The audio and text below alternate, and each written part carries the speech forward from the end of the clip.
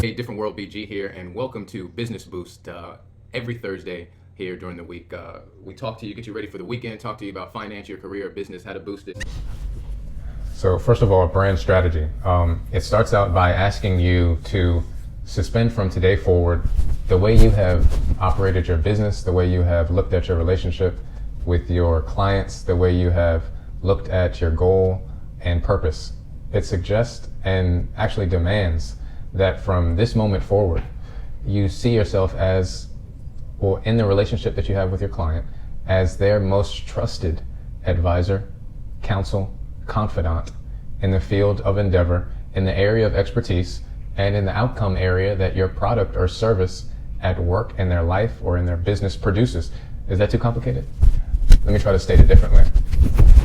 You want to be seen now on by everyone you deal with as the definitive expert source and the most trusted advisor, and as a fiduciary, as somebody who has taken on the responsibility of their governance, of their decisions, of the best interest, as their most trusted counsel, not as a purveyor of a commodity, not as a generic seller of services or products. In order for you to successfully adopt and embrace this strategy of branding in your organization, you have to start a bunch of different shifts in the way you refer to everything you deal with. The first thing you got to shift in is this attitude of who you are selling to. We are in a world, a competitive world, where there are two separate forces trying to turn every one of us into commodities. The first is our competition, who wants to marginalize our advantage, who wants to marginalize our distinction, our differentiation, any preemption we've got. The second is the consumer, who wants the same thing. They're pushing forces like mad on us. If we succumb, if we embrace it, if we accept it, then we basically wave the white flag of surrender. The way that you change it is to start mentally by seeing yourself as the trusted advisor.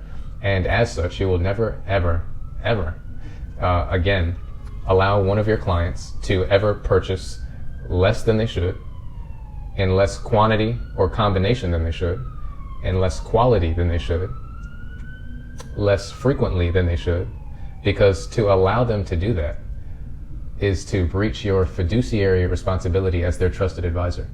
If you know with certainty that doing something one way and in one combination and at one level is going to produce 4 or 5 or 10 times the results for them that doing it a lesser way or not doing it will occur, and you are in fact wearing the hat as their trusted, permanent, definitive advisor, as their ultimate counsel, their creative consultant, you can't let them do that, right? So you wouldn't want your attorney to say, well, do this, even though you're going to be exposed to all type of litigation and danger. No, you want him and her to grab you by the lapel and say, hey, look, you could do that, but it's going to be not the best outcome. It's going to be not the best interest. It's going to have a terrible result. Here's what you got to do, and here's why. So that's the attitude we have in terms of our creative consultant. So we started by changing the focus, right, of what you do and who you do it for.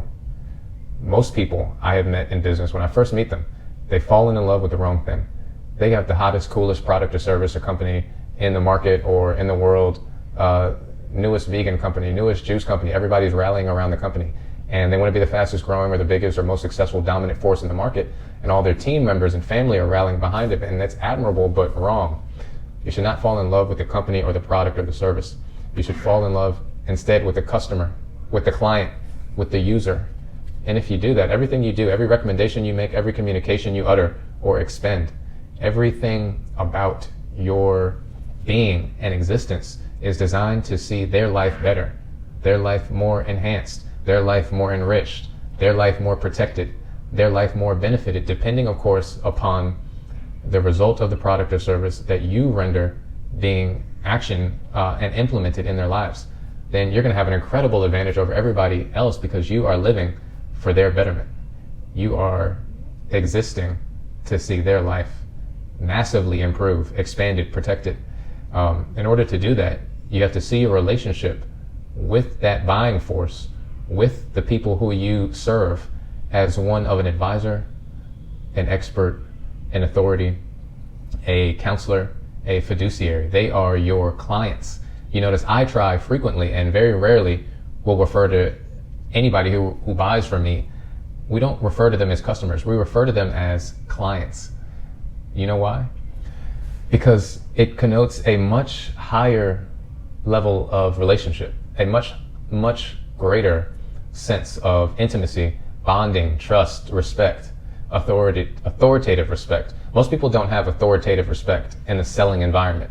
You do when you practice this different world brand strategy. This strategy requires you to think of people as clients because of two reasons. Number one, as a fiduciary, creative consultant, that's what they are. Number two, look up in Webster's, two words, customer, client. I'll save you the trouble. Customer, according to Webster, is someone who purchases a commodity or a service. By referring to the people you sell to as a customer, verbally or even in your mind, you're waving the white flag. You're saying, hey, I'm nothing more than a commodity. You can buy me, you can buy him, you can buy anything else. Look up client. Webster's dictionary defines client as someone who's under the care, the protection, the betterment, the well-being of another. Which one makes better sense to you? Okay, so you got to basically see your customers as clients. Then you got to realize you have three sets of clients in your business, under your service, under your product, only one of which pay you. You pay the other two. The first one is your team members and staff. If you don't fall in love with them, if you don't want for them the greatest outcome, the greatest growth, the greatest achievement, the greatest satisfaction, the greatest happiness, the greatest purpose, the greatest, happiest families, their families to be the richest they can be, both in monetary terms and in emotional and psychic terms, then guess what? Then the chain of congruency is broken. They can't basically be a lever or an extension of your big vision, can they?